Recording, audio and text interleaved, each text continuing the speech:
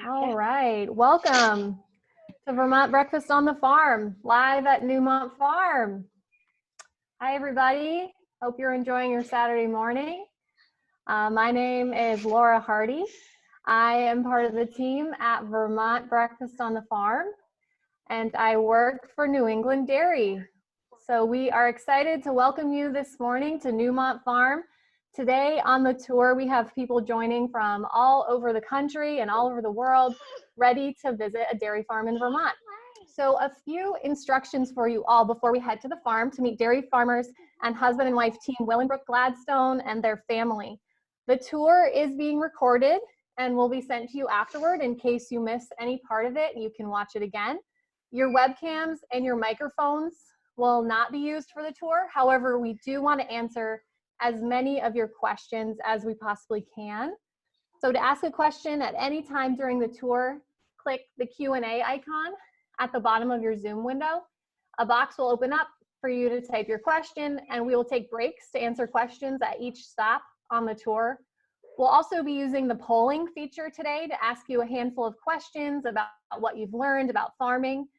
The polls will open automatically in a box over your Zoom window throughout the tour. So just click on the answer of your choice and we'll share the results with you. And right before we head to the farm, we want to give a huge thank you to our sponsor businesses who helped bring this tour to you today, especially our major contributors, Yankee Farm Credit, and the hardworking dairy farmers right here in Vermont.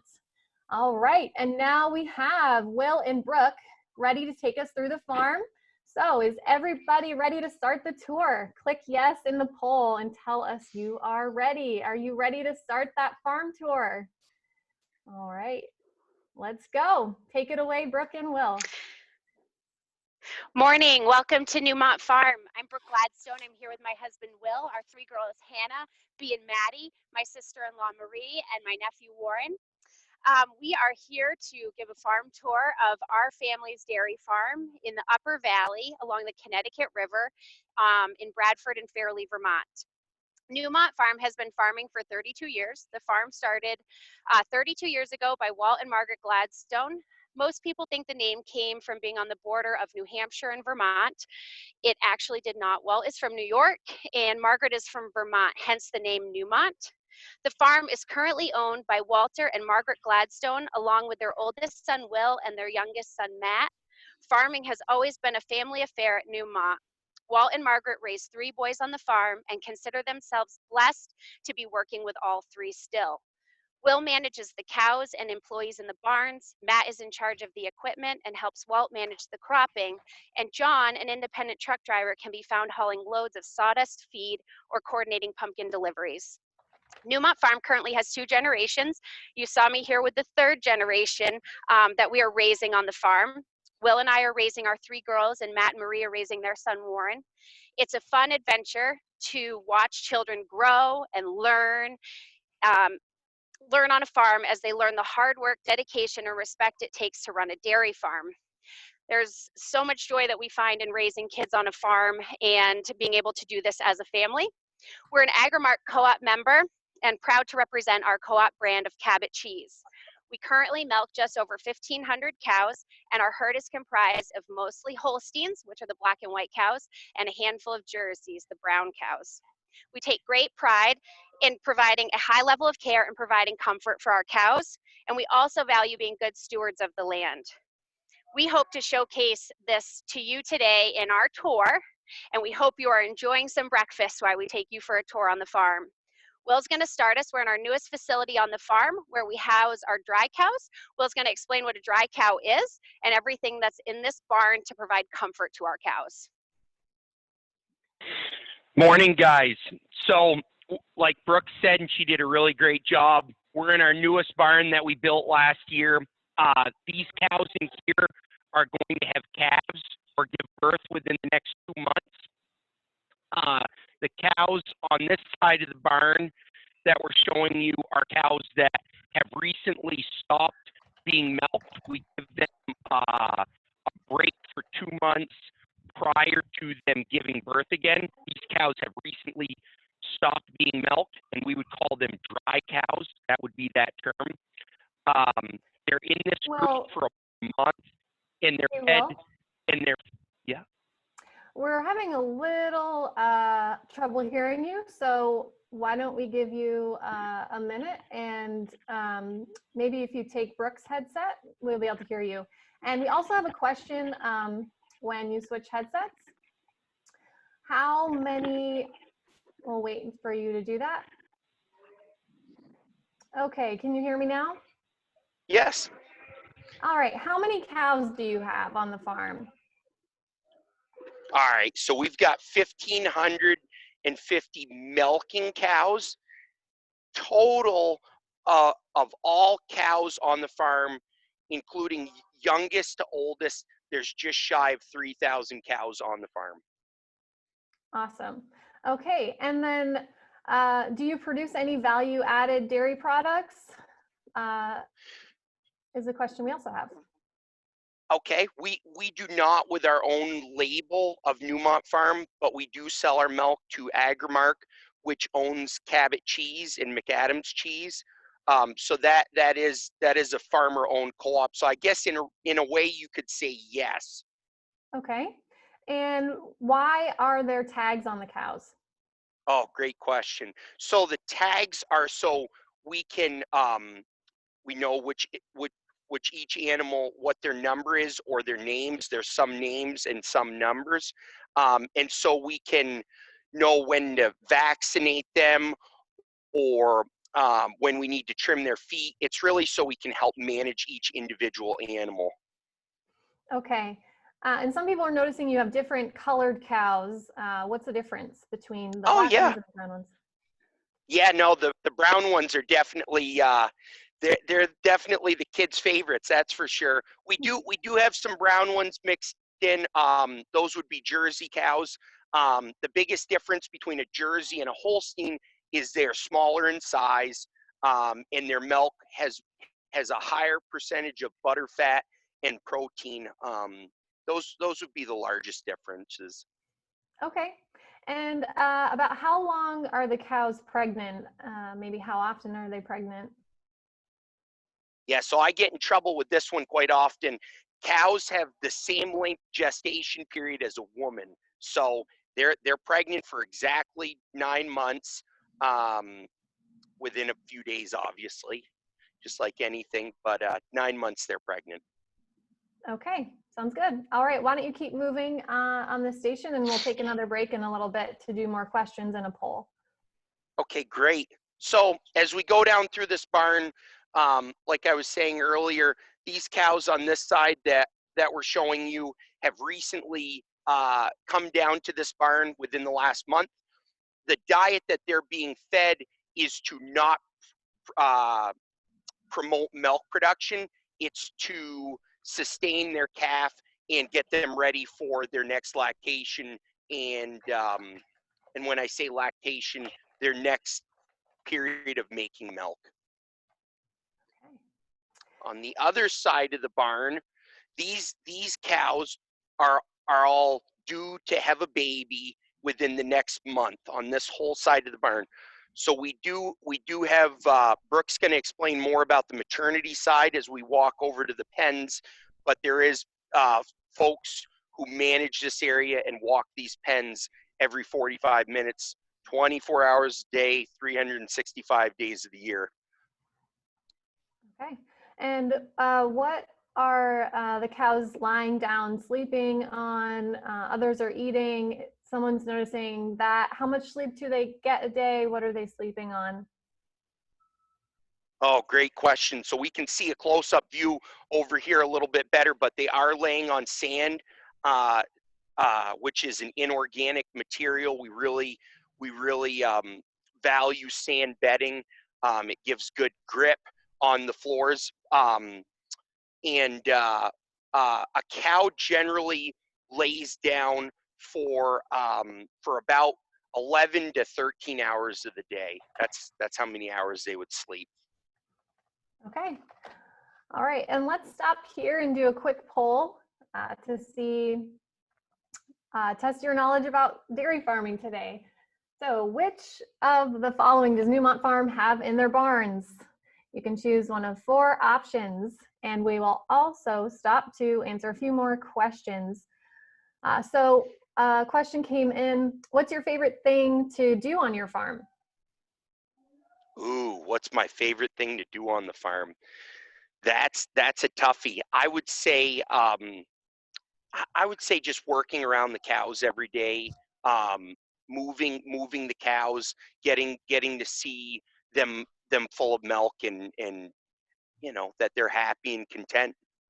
Mm. And do all of the cows have names? Joanna's wondering that. Oh, I wish. They don't have all names. We do have quite a few that have numbers, but there are some cow families that we do still have names on. Okay, and the answer to our poll is in. The answer is all of the above. The cows have fans, curtains, and sand beds. So Betsy has a question. What happens to the cows after they're too old to have calves and too old to milk? Oh, great question. So cows are incredible animals, dairy cows. We can get milk, which we all know and love, ice cream, cheese.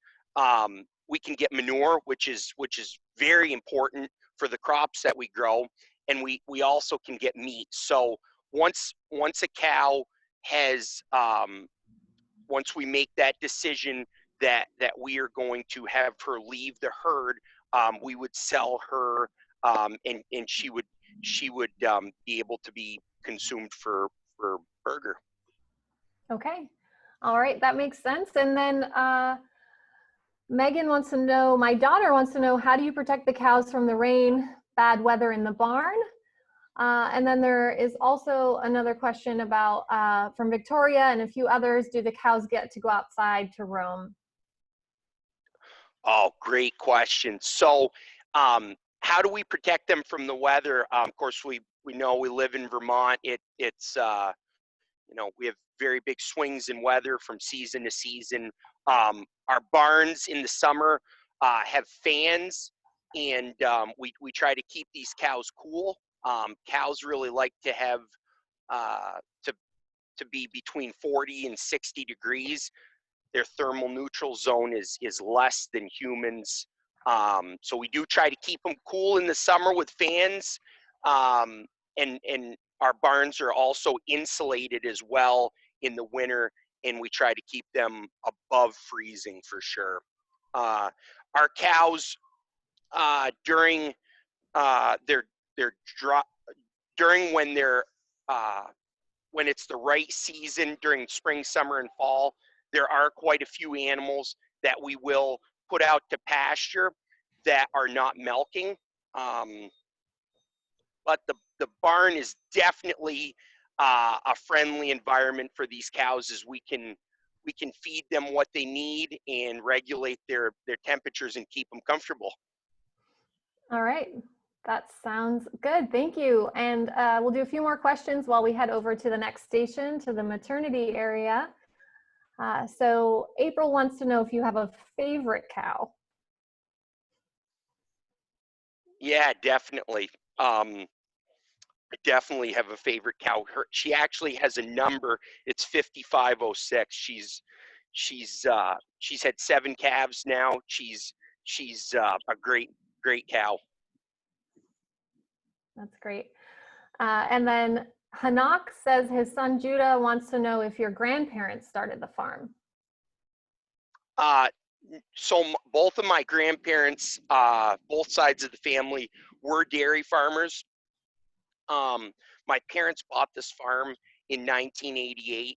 So I am the second generation on this farm, but there's been many family members before who have dairy farmed. Okay. And so as we're walking over to the maternity area, we'll just see if we can hear Brooke. Brooke, are you on the headset? Yeah, can you hear me? Yes, we can hear you great. We can hear you great. Perfect. So we're at our maternity area. So like Will said, we monitor these cows closely every 45 minutes to an hour all day.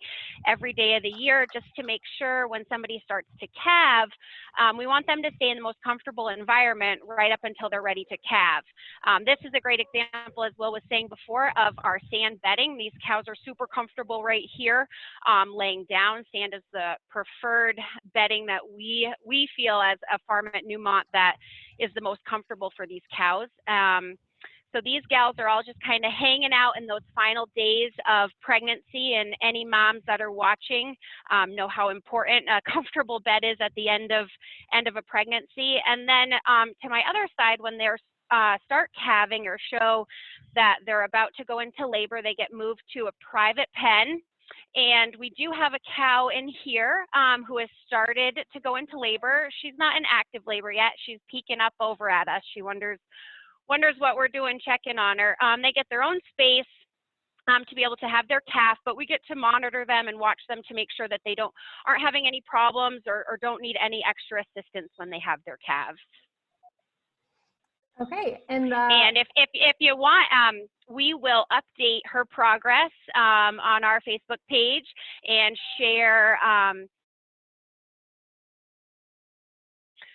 a picture of the baby that she has, and we can update through Breakfast on the Farm as well. How long is a cow's labor from the start to finish, generally? 3 to 4 hours at the most, but we check them quite often, as we don't want them pushing for more than an hour. Okay, that makes sense. All right, let's do a poll here, and we'll answer some more questions.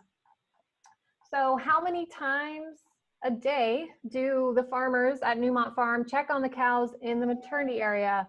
1, 2, 3, 4, 5, or every hour?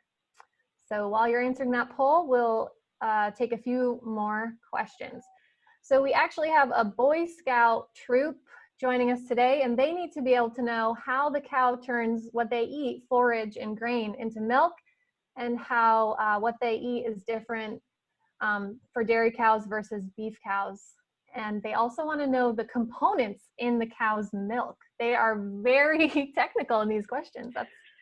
That's impressive. Those are awesome questions. I think we are going to touch on all those when we get up to our milking parlor. So I just want you to hang tight on those questions. We're going to go through the nutrients that go into our feed and what we're looking for when we milk a cow up in the milking parlor. Okay, sounds good. So the answer to the polling question was the cows are checked on in the maternity area every hour. So someone wants to know, Nancy, do you raise all of your calves? We raise all of our heifer calves, and all of our bull calves are picked up by another local farmer who raises them. Okay, and how old do the cows get from Jennifer? Hold on, Will's going to answer that question as we walk over to our calving area. Okay. So I would say on average a cow would live about 6 to 8 years. It's very variable. There'd be many different reasons why we would decide to sell them, but I would say that would be a good average. Okay. And how many babies do you average every year? Christine is wondering that. Ooh, a lot. We have about 2,000 births a year. Probably about half of them are bulls and about half of them are heifers. Okay, all right. And how many people work at the farm? How many people do you have there working at the farm from Tracy? Yeah, that's a great question. Not including family members, it's upwards of 28, 29 people that we employ full time. Okay. And so if our video can just focus on this cute little calf for a little bit, that will be good, so we can make it a little bit clearer for people. Got a few comments about that. We'll work on that. And let's talk a little bit about the calves.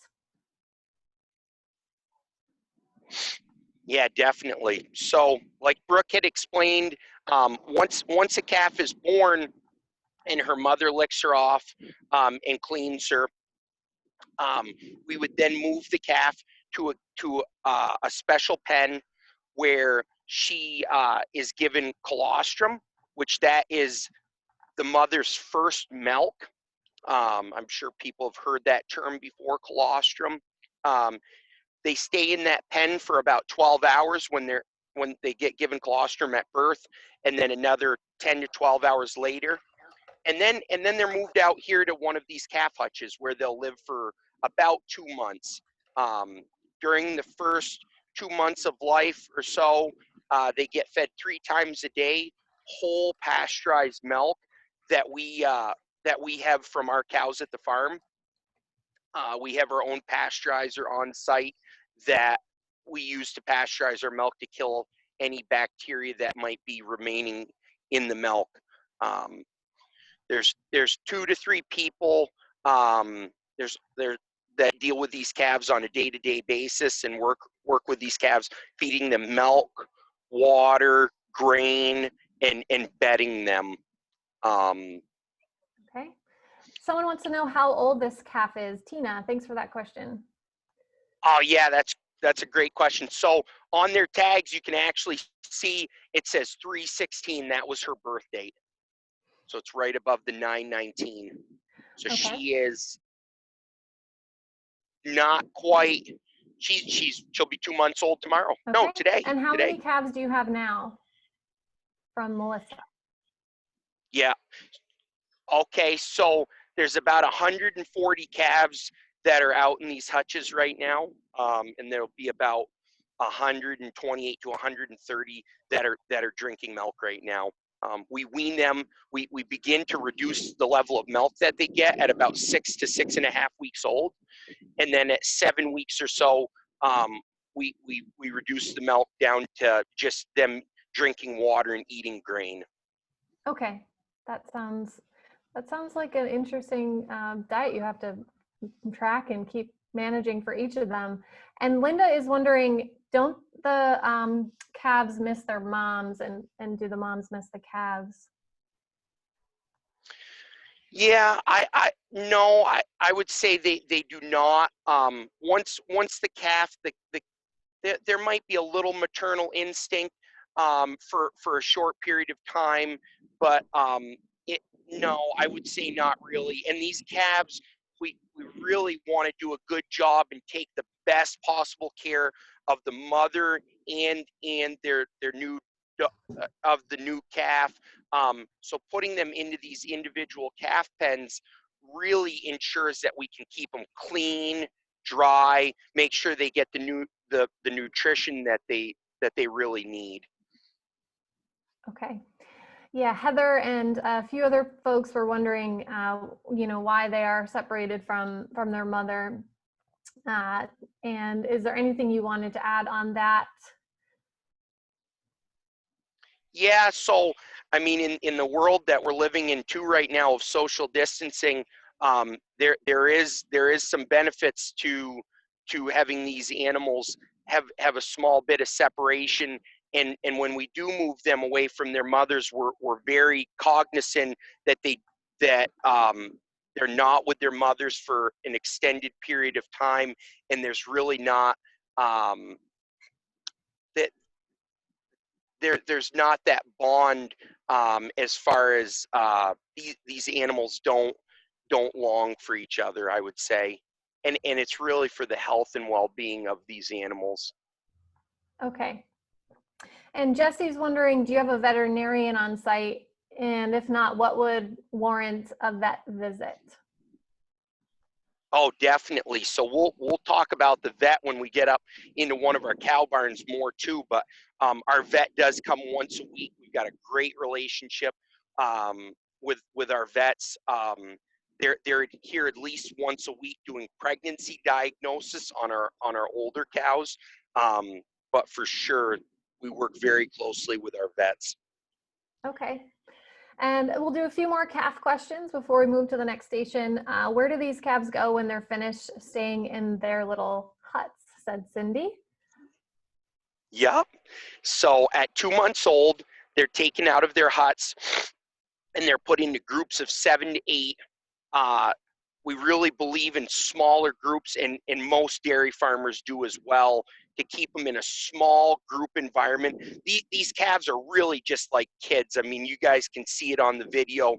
You know, they're curious. They're really fun animals. So we try to put them into small groups so they can begin to socialize and get buddies. And as they get bigger, they go into bigger groups. The barn that's down to the south of us is where they would go and live in a group setting.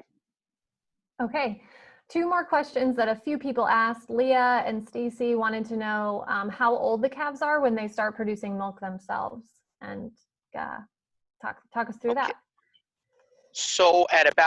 So a cow, in order to produce milk, needs to have a baby. It's just like any mammal. At about a year old, we will start to artificially inseminate our heifers, or those group of cows. And once they get pregnant, they're pregnant for 9 months.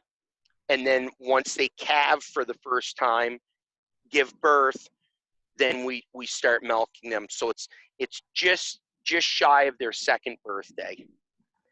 Okay, and last question on the calf area, what does happen to the boy calves? Okay, a question from Cynthia. The boy calves, once the boy calves are born, we put them in a separate pen, and 2 times a week we have a local gentleman who picks them up, and he takes them, and they get raised up. Okay, they go to another farm to be raised for beef, I imagine. Yep. That's right, okay. Laura. All right, so let's do a poll here before we go to the next station. This will be actually some of the questions people have asked. So what does a baby calf weigh when it's born? Is it between 80 and 110 pounds? Is that true, or is that false? So take your best shot at that, and we'll walk over to the next station.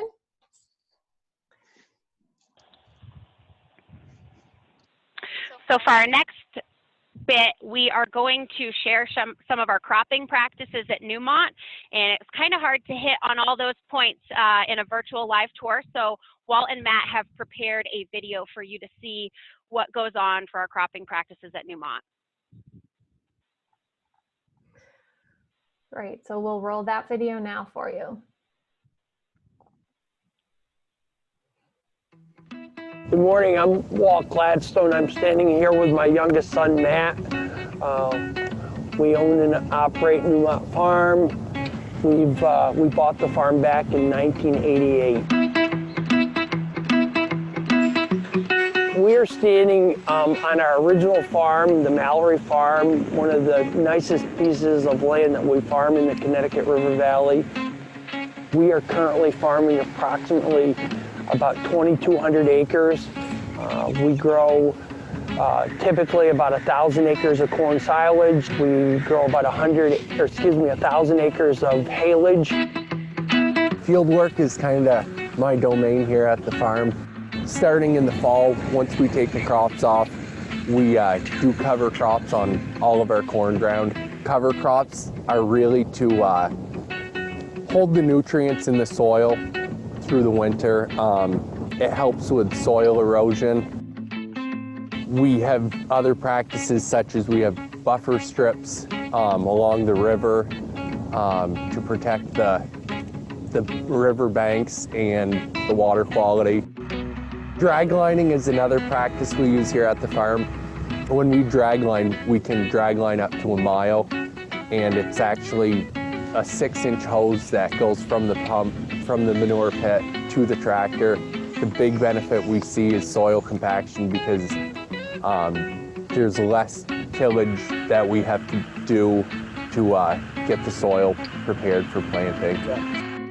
The water is just so important for all of us from a health standpoint, having clean water to drink, and it's so important to have clean water, the uptake of good water quality for our crops so we can have good crops to feed our cows. I take tremendous pride in the crops that we're able to grow here at the farm. Watching them grow throughout the season is very enjoyable. knowing that we've done everything that we could to get to that point. This land in this valley, it's like everyone's firstborn, and it means so much to everyone, the quality of the land and what it can do and how it produces. We just feel privileged to be part of it for a period of time. Here at Newmont Farm, we do everything that we can to be the best neighbors, try to be very respectful of our community, and it's very important to us for people to understand what we're doing, why we're doing it, and just feel good about having us in the community. The tide of farming is getting much more removed, and now with less than 2% of the population in farming, it's so important for us to share our knowledge so they can understand what is happening out here and how hard we are working to take care of the environment and take care of our animals.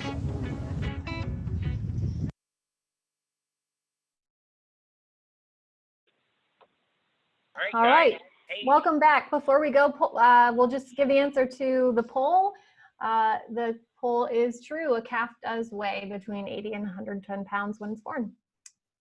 Go ahead, Will. Perfect. So earlier there was a question about the nutrition and how much a cow eats. I'm trying to remember the question specifically. Yeah, the question was how they turn what they eat into milk, and then what are the components of their milk? Yep. So the components of their milk really would be butter, fat, protein. There's so many different components, but there's some big ones that I could speak to. Butter, fat, protein, and there's other solids that are made up of keratin, various other parts that are in their milk. Milk is such a nutritious food. For cows to make that, make their food, convert forage, grain, other byproducts into milk, they have 4 stomachs. That's the real big advantage to a cow, or the difference between a cow and a human. We have 1 stomach, they have 4. And the most important one would be their rumen, which helps convert those products that we could not convert into energy into milk. So we just got a table here that's showing some byproducts that are in our grain that cows eat every day at our farm. This would be chocolate byproduct. It's really neat. Hershey's actually does an incredibly great job of taking chocolate that's on the shelf that might have expired and selling it back to feed companies to be ground up into a product that we can use at the farm. This would be bakery waste. Same type of principle. Different bakery companies, if bread's stale or has gone past its expiration date, there's a second life for it. That's the neat part. This is brewer's grain. This comes from Merrimack, New Hampshire, from a Budweiser plant. This is spent grain that's from the brewing process for beer. These are wheat midds. This would be a byproduct of making bread. Soy hulls, from taking the hulls off of soybeans that we might use as cow feed or anything else, maybe soybean oil. And then this last one is distiller's grain from folks distilling, and that grain has a second use. So behind us too, this is what we would call a mixer wagon. We have 2 of these on the farm. So we have 2 different employees who every day feed our cows. About half of their diet is from homegrown forages. And when I say forages, that would be feed that we would make ourselves, corn silage, grass haylage, that we would make and put at our farm and store. About half of their diet's from that, and then about half of it is from purchased grains or byproducts. When we mix, when we go off of a specific diet sheet, we work with a nutritionist who formulates a specific diet for those animals to make sure they're healthy and can produce the levels of milk that they're producing. We go off of the diets. There's a computer that's on the side of the tractor, and every morning we send over data wirelessly that tells the operator how much of each specific ingredient to put into the mixer wagon. And there's two big augers inside that spin and mix the feed into a homogenized mix, which we would call a TMR, or a total mixed ration. It's basically just a mixture of grain, corn, all the good stuff that these cows need and love to eat. That's so we great. can go ahead. Yeah, so we had a few people that were really surprised that the cows are eating chocolate. So what is the benefit of eating chocolate to the cows, Dennis? So chocolate is a great sugar source, and I'm not a nutritionist, so I should have our nutritionist Russ Seville talking about this instead of me, but it's a great sugar source. These cows do need a certain amount of sugar in their diet. We also feed, which I didn't have on the table, whey, which we get from two different one's Vermont Creamery in the Barrie area, and then one is Commonwealth Creamery down in Brattleboro, makes Greek yogurt. So we do feed the whey, which is a byproduct of making the yogurt or the cheese, and that also has a lot of sugar in it. So it's a sugar source. Okay, and Inez is wondering if the soil is fertilized with cow manure. Is there crop rotations so that the soil is not depleted? Yes, definitely. So we do rotate our crops. We work with a consultant who helps us take soil samples on a regular basis and monitors the pH of the soil. And we do rotate from corn to grass and vice versa. We also grow 200 acres of pumpkins, which those are in that rotation as well. The pumpkins we sell wholesale for jack-o'-lanterns. So that's a side note, aside from the cows. The ground is fertilized with cow manure, and we do use a small bit of commercial fertilizer to help grow crops as well. Okay. All right, so why don't we talk a little bit more about the milking cows, because we have quite a bit of questions about that process. So I'm hoping you could talk a little bit about them and answer some people's questions that they have. Love to. Go ahead. So you want me to talk about the milking procedure? Maybe we could do that in, go ahead. No, just the milking cows in this barn. Definitely. Yep, go ahead. So there's 3 separate barns that we have for milking cows. In this barn, this was one of the first barns that my parents built in 1998. This barn has mostly 2-year-old cows in it, so younger cows that have given birth for the first time. We do try to group them together. It's again, the social aspect is so important to these cows. They're very social beings, and we want to pair them with the right size animals. So on this side of the barn, these are all, well, both sides of the barn for that matter, are all 2-year-olds. On the opposite side of the barn, we actually did just purchase a few more jerseys, and we're trying to keep the jerseys together based on size as well. So there's a bunch of cute round faces in here as well. Once they give birth, and we move them into a pen that we call our fresh cow pen. And when I say fresh cow, that means they have calved recently. They're in that group for about 2 to 3 weeks, where we have a couple of staff members that monitor them very aggressively as far as checking to make sure they're okay. They've just given birth, mind you, so it's just like a woman who would stay in the hospital for a couple extra days. They're in that group for 2 weeks, and then they would get moved to another group where they would stay until they they get pregnant, and then 2 months prior to calving, they go down to the barn we were in earlier. Okay. And we've had a bunch of questions about whether the cows stay in the barn 100% of the time. That question from Mary, and whether they go outside. Yeah, so these cows do stay in the barn 100% of the time.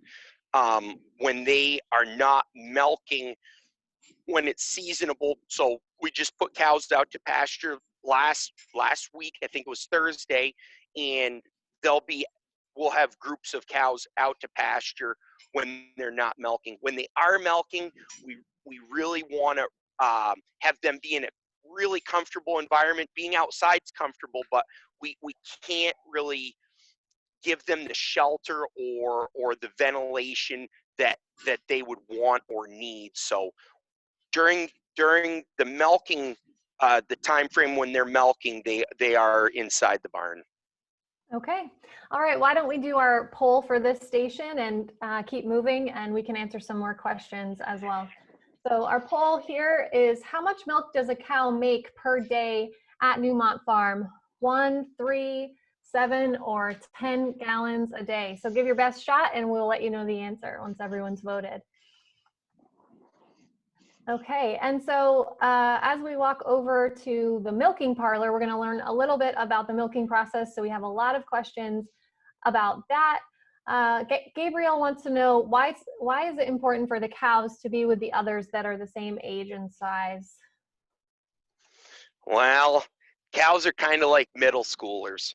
They can kind of be a little bit mean to each other at different times, depending on and if there's bigger cows with smaller cows and they want to go eat or whatever, there can be a little bit of bullying. So we really do try to eliminate that as much as possible. We want there to be as minimal stress as possible for these animals, because we want them to be as comfortable as possible, because that's what's going to make our farm sustainable and profitable, and make our cows happy and healthy is if they're not under any stress. Okay, and then a few more questions about those cows from multiple people. Donna is wondering, what's the normal life expectancy of a cow? We also got a question about, what is your oldest cow that you've had on the farm? So our oldest cow right now is 2982. She's almost 11 and a half years old. She's a great cow. She's had 10 calves. I would say on average, our cows would live to be about 6 to 7 years old before we would decide to sell them. Okay, and let's get the answer to the poll out to everybody. The answer was 10 gallons a day. That's how much milk each cow's making here at Newmont Farm. So good job on the poll. And let's take a look at how that process works. Yeah, so here we go. This is where the magic happens, guys. So Noe, who's been working for us for 2 years, I believe, what he's doing is these cows have just come into the milking parlor, and he's wiping the sand off of their teats, okay, with a clean cloth towel, and then disinfecting their teats with hydrogen peroxide. It's foam. We put it on as foam because it covers the teats better, and we use less. We use about 50% less. Once he goes down through and dips these cows, we'll see what he does next. There's 20 cows that are on a side. So we have 40 cows in here at all times. The groups that we bring in are about 200 cows or so. So we can milk them in about an hour. Okay. So Noe's going to come back, and what he's doing now is he's checking each teat. What that's doing is he's checking to make sure the milk looks normal. Cows can get mastitis just like humans can. It's not common, but they can get mastitis. The other thing that he's doing is that's stimulating her to let her milk down. Hmm. We don't take these milk from these cows, they give it to us. It takes about 60 seconds for the cat from the time he does that, thereabouts, for the cow to let her milk down. And then he's going to return to the beginning, and he's got clean cloth towels in his pouch right there, and he cleans each teat and each cow with a new cloth towel. We have a mini laundry mat pretty much. We clean cloth towels as much as we milk cows, it seems like sometimes. Hmm. A lot of people are wondering about how many times they get milked a day, if they get milked every day. Yeah, so we milk our cows 3 times a day. Some farms milk cows twice a day. Some farms milk them 3 times a day. Our cows do make quite a lot of milk, so we believe in milking them 3 times a day to relieve the pressure that's on their udders.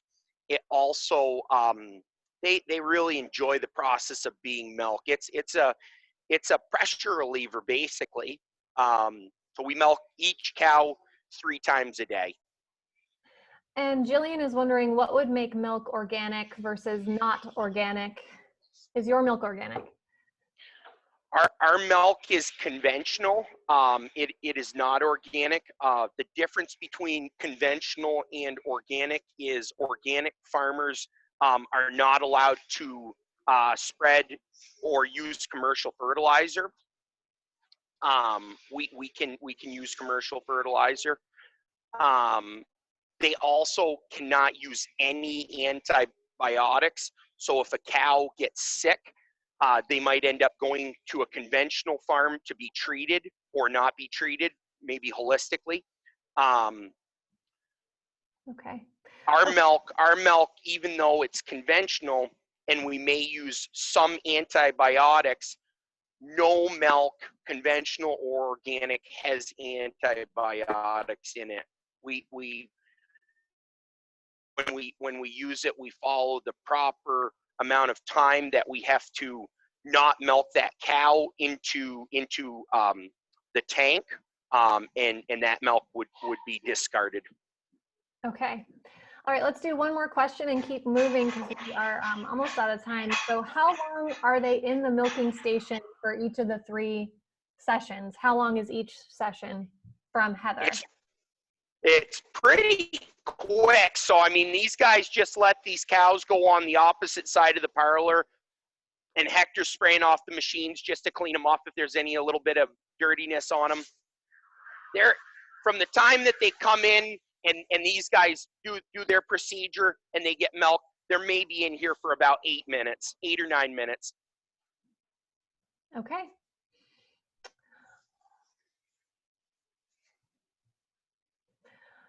So we're gonna show you guys once the milk leaves the cow. There is a basement underneath the parlor where the milk is metered for each cow individually for each milking, and that information all goes to our computer, so we know how much milk each cow gave each milking.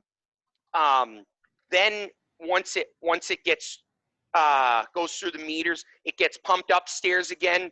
These are filters inside these canisters, and all that's doing is it's taking any residue as far as sand, any little bit of foreign material that might be in the milk, and then it goes through these 2 plate coolers. And what a plate cooler is it's a pretty simple design.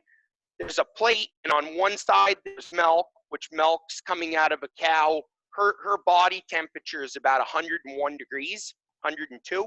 It's coming out at that temperature. And then there's well water, which our well water is about 50 degrees, passing by on the other plate. So that cools it down to about 60 degrees. And then in this plate cooler, there's glycol, or what we would call sweet water, which glycol can be 27, 28 degrees.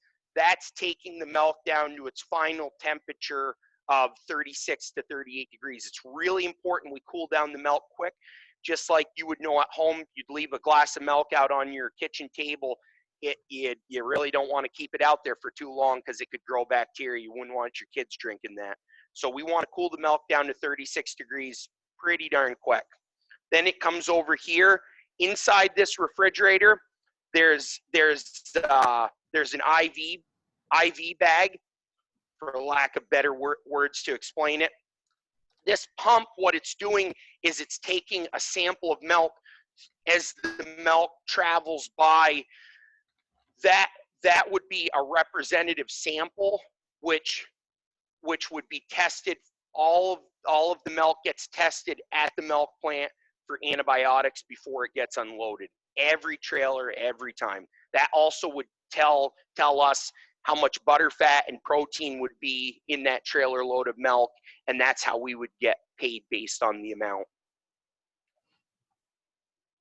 Okay, so while we walk over to our last spot on the tour, we'll do a question from Sarah. Has your farm had to dump any milk since COVID-19 began, and how has the supply chain been impacted? Our farm, we have not had to dump milk personally. Agrimark, probably about 2 weeks ago, there was about a 5% surplus of milk, and there was some members being asked to dump some of their milk. So that is real. That news is true. We have fortunately not had to dump any milk on our farm. We have been asked to reduce our volume by 6%. So, yep. Okay. And so why don't we go over to Brooke, who's going to help us wrap up today. Hey, so education on our farm is extremely important. We pride ourselves on being an open book and providing people with the knowledge to know where their food comes from. We send out a newsletter twice a year to our local communities to explain what's new at Newmont and any events that we may have going on. And we ask that if people have questions, they reach out on our website or social media. June is Dairy Month, and we usually kick it off. We have for the past 6 years with an open farm day. And this open farm day, we welcome people onto the farm to get into the barns and the parlor, go on a hayride tour, and just learn about what we do at Newmont and ask questions. We put a tent on the lawn where we have fun things for family and we feed people. We are looking forward to doing that this next June in 2021. And we are excited to bring you back onto the farm. We built a conference room where we are hoping to bring in people for meetings and tours and kind of explain what we have going on at Newmont. One thing that's really important to our family, our family is family and farming with our family. I'm going to pass my mic to my father-in-law, Walt, who's going to say a little bit why we're joined with everybody. Hey everybody, this is the whole family. We've got Margaret, Walt's wife. Hi Walt. We've got Matt. Good morning. Well, I just want to thank everyone for the opportunity for the viewers and the sponsors to come and share some time this morning with Newmont Farm and see what's most important to us. My wife and I are so proud of where this farm is, what it's accomplished over the last 32 years. And I guess what we're probably most proud is to realize that this is a true family farm, and we have 3 sons that we're very proud of, but 2 of our sons are in partnership with us here. It's the next generation that's taken the reins, and our grandchildren are here, and we're blessed. I'd be remiss not to include how much we are grateful for the dedication of our employees and the support we get from our neighbors and our community. Thank you, Walt. That was a beautiful message. Thank you for sharing that with everyone. So I will let everyone know now that we will stay on and answer as many questions as we possibly can. But because we are at time, we want to be courteous of your time. So we want to remind you that if you are not able to stay on, everyone who attended today is entered to win a Cabot Cheese gift box. We'll draw that winner after the tour today. If you complete our survey that is now open in your browser when you close Zoom, you will be entered to win one of 4 Dakin Farm gift boxes that are full of Cabot cheese and pancake mix and maple syrup. This tour was recorded. You will receive a link to the recording. If you couldn't watch the whole tour, you can watch it from the beginning. Please follow Vermont Breakfast on the Farm and Newmont Farm on Facebook to stay in touch. And for more live virtual tours this year, you can go to newenglanddairy.com. We're hosting 5 more tours this year. So if you can stay on, we would love to continue to answer your questions. And we'll keep answering questions as long as we can and as long as we have people on the call. So after we talked a little bit about COVID-19, quite a few people were wondering, how actually do you reduce your milk volume by 6% while keeping the cows healthy? That question came in from David specifically, and a few others. Marcy, Kelsey, thanks for that question. Well, some of the practices that we've gone ahead with, we've changed the diet to back off our feed costs to some degree, and that's probably reduced milk production. We have also dried off some cows early to give them a little longer dry period and take some of that milk out of the tank. And how do you some cows that, and some of the cows that haven't been producing at a level high enough, we've let go early to salvage value and beef. Okay. Okay, that makes sense. And so a few other questions are coming in about, so how has your farm been affected by COVID-19 in general? I know Will talked a little bit about this. Was there anything else you wanted to add there? Well, it's just interesting, you know, we really make a priority of working really closely and communicating and having meetings with our employees. And it was such a knee jerk reaction to all of a sudden realize, you know, we cannot have these team meetings like we have done in the past. We do more one-on-one communication, and we do have some, you know, 2 or 3, 4 people, but we keep the room pretty spacious so we can still have good communication and keep moving the farm forward.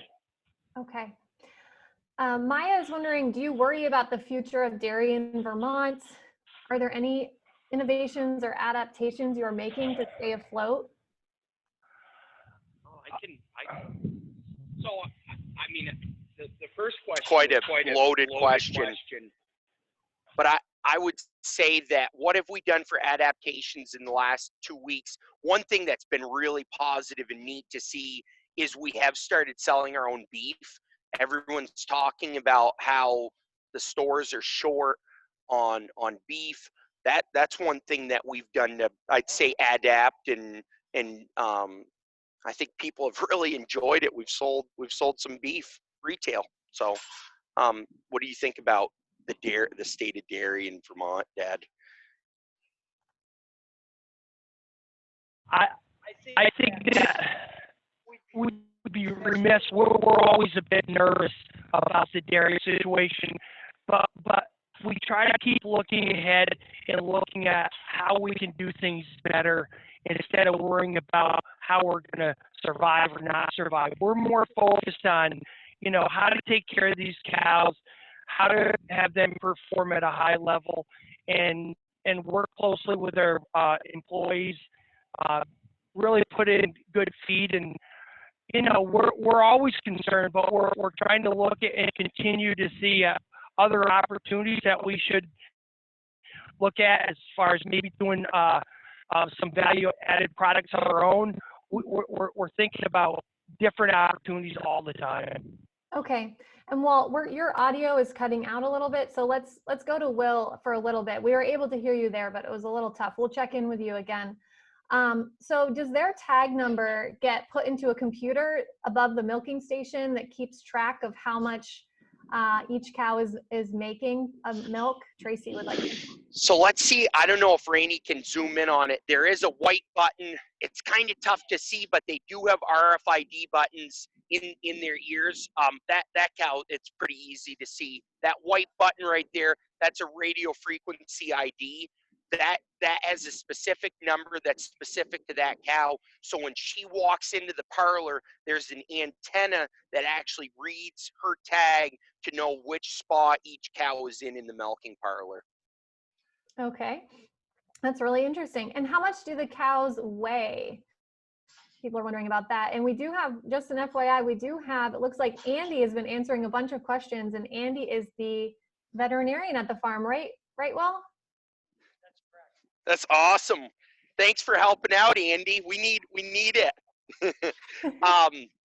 So these cows, you know, I would say on average our cows mature weight, like these cows in this pen, probably weigh about 16 to 1700 pounds. Okay. And a few people wanted to know if the cows can have twins. Do they only have one baby at a time? Cows can have twins. About 4%, 3 to 4% of our cows give birth to twins. Okay. And I think we answered this, but Heather would like to specifically know, how long can you milk a cow after it gives birth? So how long is their lactation cycle? Yep. So about 3 months after a cow gives birth, we would hope to try to get her to have her become pregnant again. When people say that cows, you know, are pregnant all the time, that's just not true. We try to get our cows pregnant, because if they don't get pregnant over time, they produce less and less and less milk. So at about 3 months, we would try to have her get pregnant, and then she would milk for another 7 months. So it's really about a year, a little less than a year. Okay. And as far as what they eat, how many pounds a day of food do they eat is a question. And then how much of that is corn? How much corn silage do you feed in a day? From Deborah. Does your audio work? Well, So currently yeah, we well, are, you're good. so currently our dry matter intake on our herd is running around 57 pounds to 60 pounds of dry matter. And what's dry matter? Is that the describe what that is? Well, the dry matter is if you took all that feed and you were to put it on a slow, it's called a Costa tester, and took out the moisture, what would be left would be just dry material. And that would run about 44 now, Will? Is it about 44% dry matter? Okay, and how many pounds of that does a cow eat a day? How much pounds of food do they have a day? Yeah, so they would eat about 125 to 40 pounds of this a day. What was that, Will? 100 and what? 135 to 140 pounds of food a day. So like Dad was saying, about a little bit more than half of this is just water weight, right? Because it's got moisture. It's got some moisture in it. Okay, that makes Yep. sense. And do you add any supplements to their feed from Janet? Specifically, do you supplement with vitamin D? She's wondering. Yeah, definitely. Again, I wish Russ was on like Andy was. Yes, there's a mineral vitamin pack that goes into our grain that we buy, and those, I mean, our nutritionist is balancing the diet right down to the micronutrients, whether it's zinc or magnesium, sulfur, the whole range. Yep. Okay. So Stacy wonders, what's the hardest thing about owning a dairy farm? I guess what's the hardest and what's the best thing about it? Oh gosh, I think that I can say that swings both ways. I think one of the biggest challenges for a lot of dairymen has to do with labor, and I would say at the same time, I think for us that's some of the most rewarding. So I say it's both sides of that. I think that, you know, having a dedicated staff and working closely with them and watching them grow and take responsibility on, it's like an extension of our own family, and it's very rewarding. Okay. And then we have one more question from the Boy Scouts that were joining us. Lisa asks, How, what are the requirements for when you are making and pasteurizing milk? What are your standards there? Yeah. So there's Different standards of pasteurization based on the temperature and the time. What we would do, just because we think it's a little bit easier and I wouldn't say safer, it's harder to mess it up. We batch pasteurize our milk in batches of about 100 to 110 gallons. That's how many gallons of milk it takes to feed our calves each feeding. So we're feeding about 300 gallons, 330 gallons a day. We warm that milk up to about 147 degrees for 30 to 35 minutes. Okay, I hope we answered your question, Lisa. Okay, so Debbie is wondering how the farm is doing financially and how you're getting through this time, as that's such a critical part of farming. Well, a real important part of obviously running a dairy farm these days is the business side. And so we work really hard with a financial manager who we send all our record keeping for every month, and he sends that back to us monthly for us to analyze with him. And we also work very closely with Farm Credit. That's our lender. And so, you know, like most recently, we just renewed all our lines of credit. And so we know and they know, you know, what money is available for us, how much money we can borrow if all of a sudden, you know, during the next month or so, we can't pay our bills based on these low milk prices. We have an operating line of credit. And it's critical.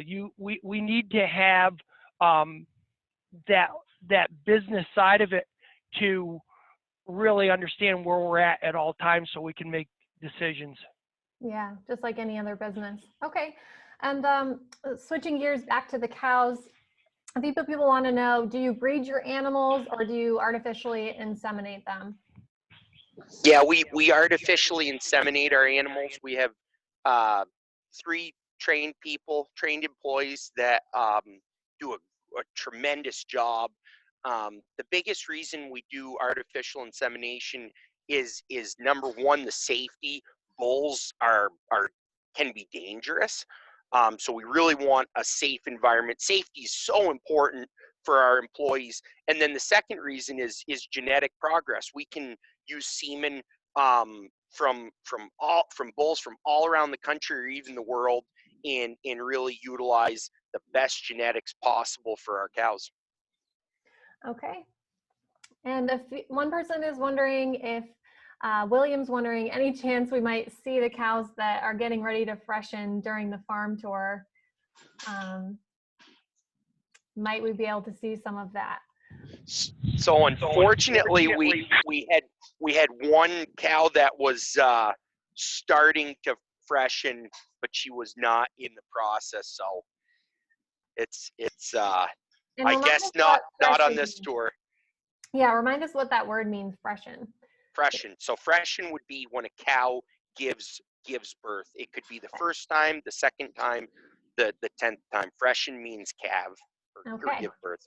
Yep. And we can update you on our Facebook page about that cow birth that you saw, how she did and when she gave birth.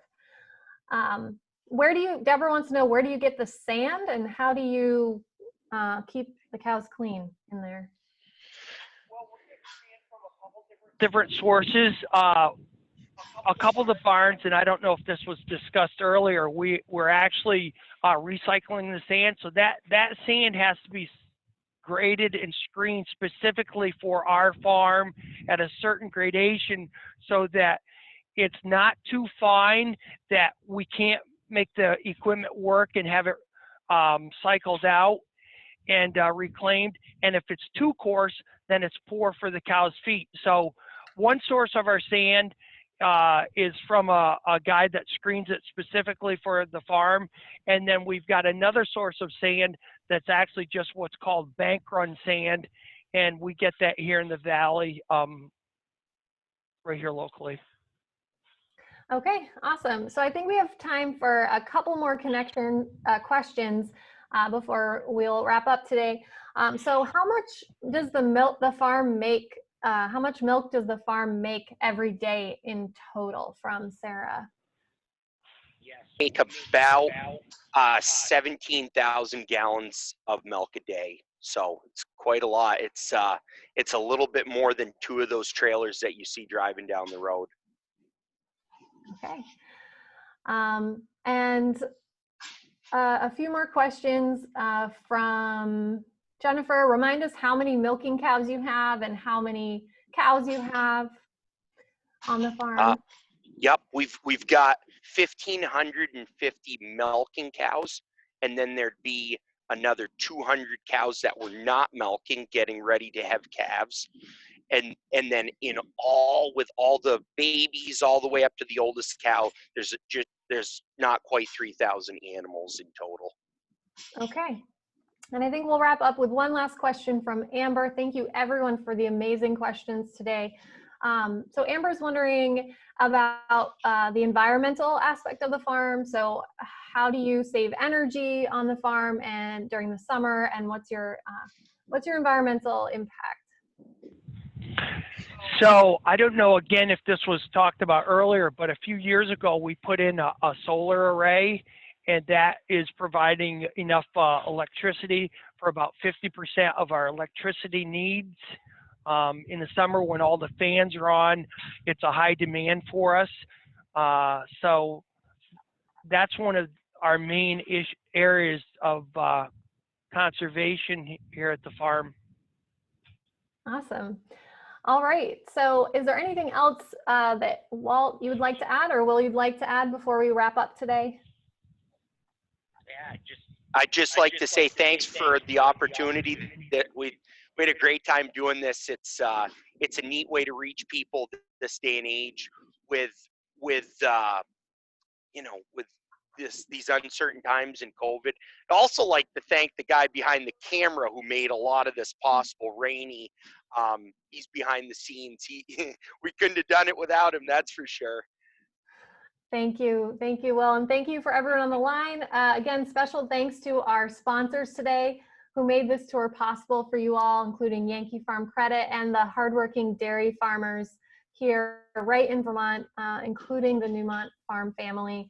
As a reminder, we'll email you the recording of the tour, and please take our survey. After you close Zoom, we'll enter you to win some fun Farm Fresh gift boxes. So take care, everyone. Stay healthy, stay well, and thank you again for joining our farm tour today.